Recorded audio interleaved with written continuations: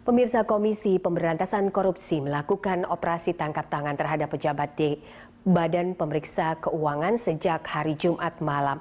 OTT tersebut terkait pemberian predikat wajar tanpa pengecualian pada salah satu lembaga negara. Dan untuk mengetahui informasi terkini di gedung KPK, kita akan bergabung dengan rekan Friendly Sagala dan juga juru kamera Untung Widodo. Friendly, bagaimana status 7 orang yang telah ditangkap sejak tadi malam? Ya, Popi, hingga saat ini KPK belum mengeluarkan pernyataan resminya terkait operasi tangkap tangan yang dilakukan kemarin. Ketujuh orang yang telah terjaring dalam operasi tangkap tangan itu saat ini juga masih menjalani pemeriksaan di KPK karena KPK juga memiliki waktu 1 kali 24 jam untuk dapat menetapkan mereka sebagai tersangka ataupun tidak. Berdasarkan pesan singkat yang kami dapatkan dari juru bicara KPK, Febri Diansyah, mengatakan bahwa KPK hari ini akan melakukan konferensi pers terkait operasi tangkap tangan itu dan tepatnya nanti akan dilakukan pada sore hari selepas sholat Asyar. Dan kita ketahui bahwa ada 7 orang yang telah terjaring dalam operasi tangkap tangan itu, di mana 3 diantaranya adalah orang-orang yang bekerja di Badan Pemeriksaan Keuangan atau BPK dalam hal ini, di mana dari 3 orang tersebut 2 diantaranya adalah auditor KPK berinisial RS dan juga AS, sementara satunya lagi merupakan staf dari BPK yang merupakan ataupun berinisial Y. Untuk RS sendiri diketahui merupakan pejabat eselon 1 di BPK yang merupakan auditor utama BPK dan telah terlibat dalam penanganan sejumlah kasus di BPK. Salah satunya yang pernah ditanganinya adalah mengaudit kasus Rumah Sakit Sumber Waras yang kita ketahui pernah menyeret nama Gubernur nonaktif Basuki Cahayapurnama pada waktu itu.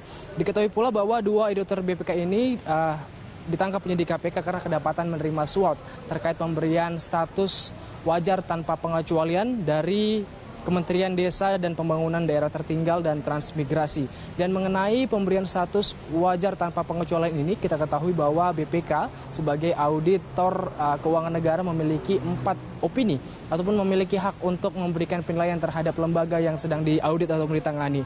Di antaranya adalah dapat memberikan opini wajar tanpa pengecualian, yang kedua dapat memberikan penilaian wajar tanpa dengan pengecualian, ataupun yang ketiga dapat memberikan penilaian ataupun opini tidak wajar, serta yang keempat dapat menyatakan opini tidak menyatakan pendapat. Dan untuk opini wajar tanpa pengecualian ini sendiri adalah opini audit yang akan diterbitkan jika laporan keuangan suatu lembaga negara dianggap memenuhi syarat ataupun memberikan informasi yang bebas dari salah saji materi. Jika laporan ini diberikan, otomatis itu menandakan bahwa auditor BPK telah mempercayakan ataupun bahwa laporan keuangan yang sedang diaudit oleh mereka ini telah memenuhi akuntansi dan juga sejumlah laporan yang telah memenuhi syarat dan dapat dipertanggungjawabkan.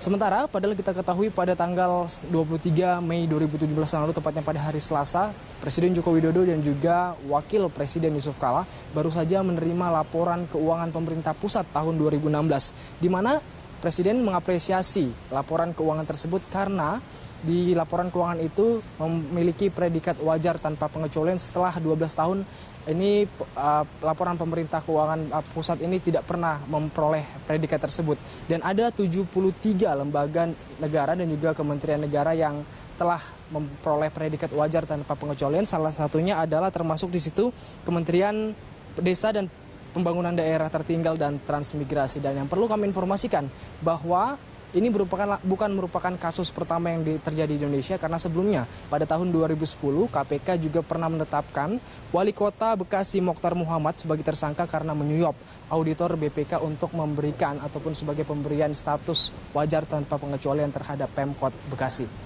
Popi.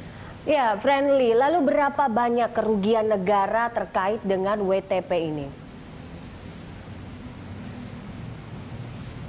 Ya, kembali lagi berapa kerugian negara dan juga siapa tersangka serta kronologinya ini akan dijelaskan nanti oleh KPK dalam konferensi pers yang akan dilangsungkan pada sore hari nanti. Dan banyak informasi beredar sebenarnya bahwa KPK telah mengamankan sejumlah barang bukti, salah satunya adalah puluhan juta uang rupiah dari tempat kejadian perkara, dan tentunya akan nanti dihadirkan dalam konferensi pers tersebut. Namun hingga saat ini kami pun belum dapat memberikan informasi secara detail karena belum ada pihak KPK di sini, baik pimpinan ataupun humas yang dapat kami hubungi mengenai hal tersebut.